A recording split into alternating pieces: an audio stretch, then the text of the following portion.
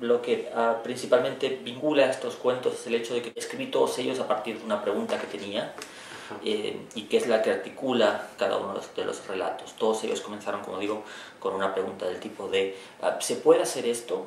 O mejor aún, ¿puedo yo hacer esto? Y, como las preguntas que surgirían en un taller, quizás. Sí, pero un taller absolutamente personal. Y desde luego, algunas de esas preguntas fueron respondidas de forma negativa. Estos relatos son aquellos en los cuales, digamos, la pregunta fue respondida de forma afirmativa o por lo menos de forma satisfactoria para mí. Ahora, a mí me ha parecido que algunos relatos, más que tratar sobre cuestiones literarias, quizás van un poco más allá y hablan sobre los procesos creativos o la misma creación artística. Sí, hay muchos de los cuentos que hablan de eso, no por un afán, digámoslo así, metaficcional. Estaba interesado en explorar la cuestión de la creatividad para responder a preguntas que yo mismo tengo en relación a por qué hago lo que hago o de por qué razón lo hago de la forma en la que lo hago, digamos. A menudo esperamos que los escritores tengan respuestas, pero en la mayor parte del tiempo tan solo tenemos preguntas. Tan solo es quizás una expresión excesiva en el sentido de que es maravilloso tener más preguntas que respuestas. Y seguir teniéndolas. Y seguir teniéndolas. No dejar de tenerlas. Sí, pero de manera que, digamos, en el mejor de los casos los textos del libro funcionan como una exploración de estas cuestiones que por su naturaleza misma no puede ser acabada nunca, ¿no? Se trata no de ofrecer respuestas, sino de conseguir que plantear viejas preguntas y algunas nuevas en connivencia con el lector. Por ejemplo, en el relato 54 veces que el personaje principal es el perro de Picasso, ¿no? Aquí me parece que lo que intentas contar es que los procesos creativos son aún más interesantes que la propia obra, ¿no? Sí, esa es una impresión que tengo reciente, que tengo desde hace algún tiempo. Me intereso mucho más por la producción que por la realización de la obra. O en el caso de la literatura, por lo que llamaríamos la construcción de una obra literaria antes que por la obra concluida, ¿no? En los últimos años me he esforzado mucho porque mis libros, a diferencia de los primeros, no concluyesen, no estuviesen encerrados. Que creo que finalmente es un defecto de algunas obras, incluyendo algunas mías. Tengo cada vez más interés por la incerteza, por la improvisación, por la multiplicación del sentido en vez de su reducción a un puñado de consignas. Porque de hecho en el relato se dice que los bocetos de Guernica son más interesantes que el propio cuadro. Para mí lo son, desde luego, sí. Incluso es muy sorprendente el hecho de que en el Museo Reina Sofía de Madrid tú puedas ver bocetos del Guernica que son posteriores a la elaboración del Guernica. Sí. Lo que nos lleva a preguntarnos acerca de la relación entre Picasso y la obra. Picasso consideraba realmente que la obra estaba concluida o no lo pensaba así, o escribió o realizó estos bocetos posteriores como una burla a los críticos o con la finalidad de comercializarlos posteriormente como si fuesen bocetos previos a la obra.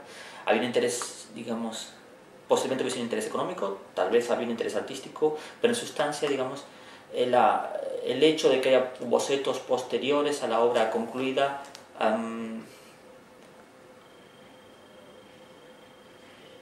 permite realizarnos una serie de preguntas, y esto es finalmente lo que hacen los cuentos estos. Luego hay un cuento que es 10.000 hombres, que plantea también una interrogante interesante, ¿no? Que es que el autor no debería arrebatar el derecho al lector de creer en la existencia de sus personajes, que es algo que le puede pasar también a cualquier autor, porque es un mérito que tiene la ficción, ¿no? De hacerte creer, y no es un demérito del lector. Exacto. Creerse los personajes. Sí. El cuento pone en escena, digamos, la relación conflictiva entre un autor y a sus lectores. Una relación que, como digo, es problemática o conflictiva en la mayor parte de los casos, pero también por su naturaleza misma muy enriquecedora. Si bien al principio buena parte de los escritores tratamos de controlar los efectos que produce nuestra obra y de controlar las lecturas que se hacen de esa obra, de tal manera que nos convertimos en un momento u otro de nuestra vida en obsesivos, digamos, correctores. Si somos afortunados comprendemos que no existe nada parecido a una interpretación adecuada, que no existe nada parecido a una lectura correcta, lo que significa también que no existe nada parecido a una lectura incorrecta de las obras, ¿no? Que las obras en sustancias funcionan de alguna manera como recipientes vacíos a los que el lector dota de sentido. Y el relato pone en escena esta afirmación, demostrando que si la literatura cumple su función, si la ficción hace lo que tiene que hacer, produce sentidos que resultan ajenos e incluso inesperados para el propio autor. Los escritores de relatos para concursos parecen ignorar que la literatura puede y quizás debe sonar como una conversación. Sí, eso parece suceder. De hecho, quizás, supongo que retrospectivamente pienso que buena parte de los concursos literarios de los que participé y que no gané, me ahorraron el hecho de ver mi nombre escrito en letras en molde acompañando textos que precisamente no sonaban como una conversación, sino como el monólogo de William Shakespeare estreñido, que creo que es lo que aparece en el relato.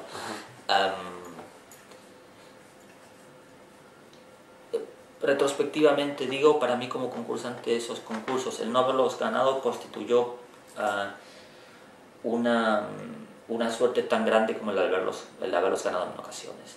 Esa experiencia del rechazo sistemático y continuo durante largos años, que puede parecer devastador, y de hecho es devastadora para algunos autores, para mí fue muy enriquecedora y me permitió, digamos, seguir adelante.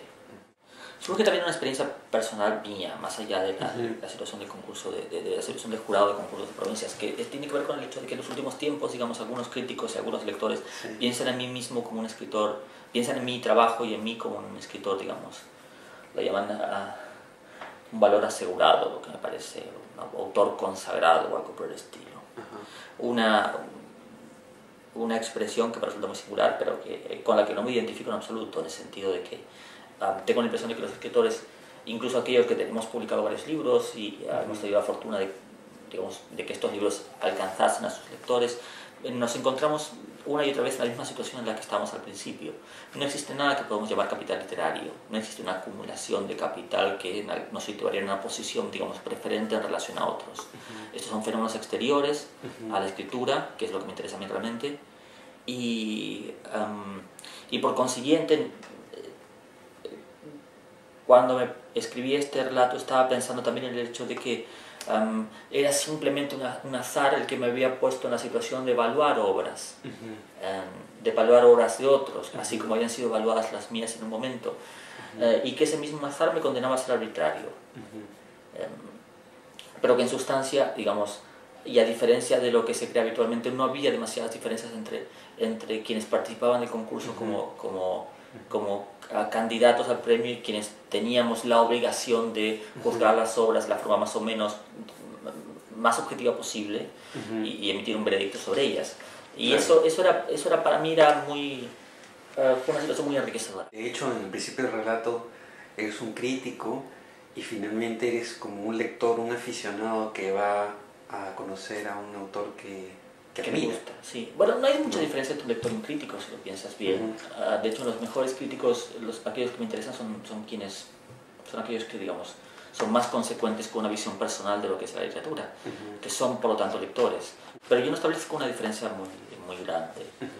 Por el contrario, diría que la mayor parte de los escritores somos lectores en primera instancia. Al menos yo me considero un lector en primera instancia. Y pueden ser malos lectores también. Sí, por supuesto. Luego, somos malos lectores de nuestra propia obra, como ves. Decimos tonterías en torno a ellas, ¿no? Rodeándolas sin jamás aproximarnos al centro de ellas, como puede hacer un lector que no esté implicado emocionalmente con ellas. parece evidente que los mejores autores son también los mejores lectores, en la mayor parte de los casos al menos, ¿no? Y que si, digamos, la lectura incesante no te beneficia como escritor, al menos no te perjudica.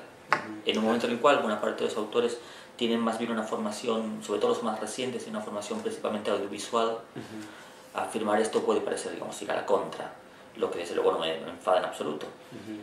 El protagonista y narrador de este relato se ve enfrentado a una situación que es en sustancia muy habitual y que puede resumirse en la pregunta acerca de si es pertinente conocer los autores o no. Ante la disyuntiva yo sigo pensando que aún es pertinente, aún es potencialmente enriquecedor, a pesar de que, digamos, la experiencia me indica que en algunos casos es sencillamente tiempo perdido. Esta es una pregunta, digamos, que esconde otra pregunta que podemos hacernos acerca de los vínculos entre los autores y las obras y dónde depositamos el énfasis, si en los autores o en las obras. Personalmente creo que de esto viene a hablar el libro de relatos, La vida interior de las plantas interior. Siempre me apostaré por la obra, aún a sabiendas de que, digamos, conocer a los autores puede ser enriquecedor o en algún aspecto u otro, digamos, muy interesante. Finalmente son los textos los que cuentan, ¿no? Y creo que de eso va ese relato y algunos de los relatos de ese libro. Nada más, Patricio, gracias. A ti, Ernesto.